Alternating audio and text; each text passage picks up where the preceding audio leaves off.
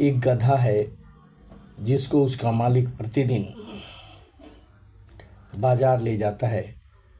उसके पीठ पर चीनी का गठरी बांध कर ले जाता है। गधा उस चीनी को ले जाता है, हर दिन ले जाता है, लेकिन गधा कभी भी चीनी का स्वाद नहीं ले पाता, यद्यपि कि चीनी का बोरी उसके पीठ पर होता है।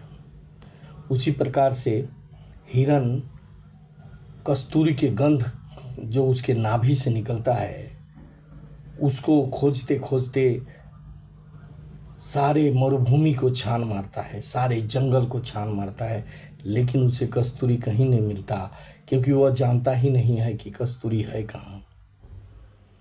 गधा समझ नहीं पाता कि उसके पीठ में क्या लदा हुआ है। इसी प्रकार से हम भी समझ नहीं पाते कि भगवान कहाँ है।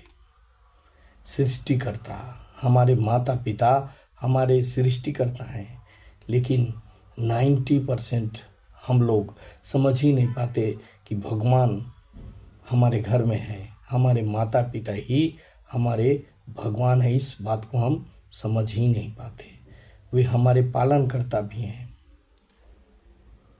पालन करता है, सृष्टि करता है, फिर भी हम उनका आदर नहीं करते।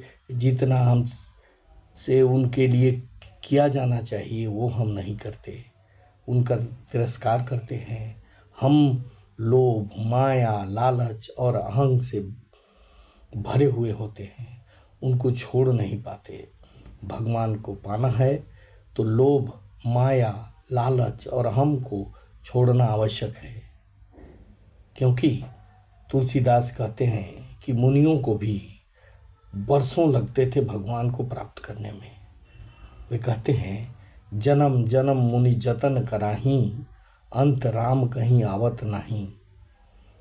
कितने मुनि हैं जिनको भगवान राम ने दर्शन दिया, भगवान ने उनको दर्शन दिया। बहुत कम भाग्यशाली मुनि होंगे जिनको भगवान का दर्शन प्राप्त हुआ है, लेकिन वे भगवान को प्राप्त करने के लिए लगे रहे।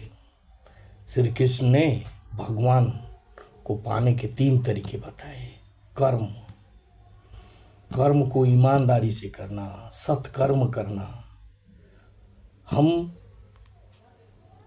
मंदिरों में जाते हैं, पूजा स्थल में जाते हैं, पूजा करते हैं, व्रत रखते हैं, सिर्फ कामना से हमें कुछ पाना चाहिए होता है, और हम भगवान से बार्गेनिंग करते हैं। लेकिन हमें अपने ज्ञान को बढ़ाना होगा। भगवान कर्म से खुश होते हैं। हमको आभास ही नहीं होता कि हमारा कर्म में क्या शक्ति है। कर्म के द्वारा ही हम सब कुछ प्राप्त करते हैं, लेकिन हम समझते हैं कि हमने कहीं पर कहीं किसी भगवान को से मांगा तो हमें मिल गया। ऐसा नहीं है।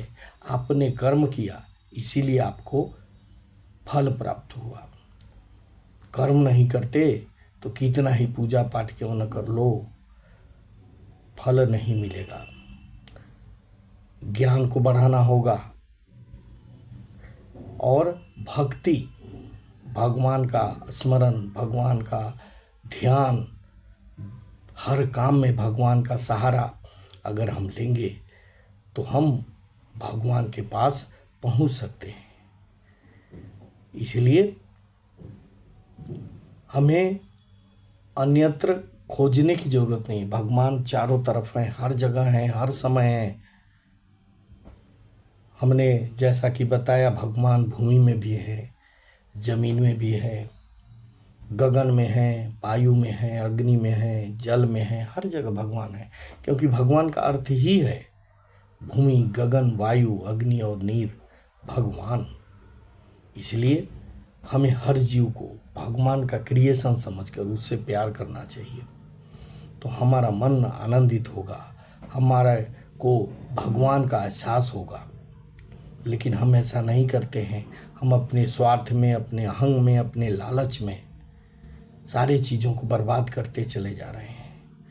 इन सब को समझना होगा, क्योंकि लोभ के वशीभूत होकर, माया के वशीभूत होकर हम जिनका आदर सम्मान करना चाहिए उसको नहीं करते और भगवान को मंदिरों में खोजते हैं, तीर्थ स्थानों पर जाते हैं। वो तो जाने से भगवान आपके आत्म शरीर को पवित्र करते हैं, लेकिन अगर आप इन सारी चीज़ों को छोड़ देते हैं और कर्म, ज्ञान और भक्ति में लीन हो जाते हैं तो भगवान को का पाना निश्चित है।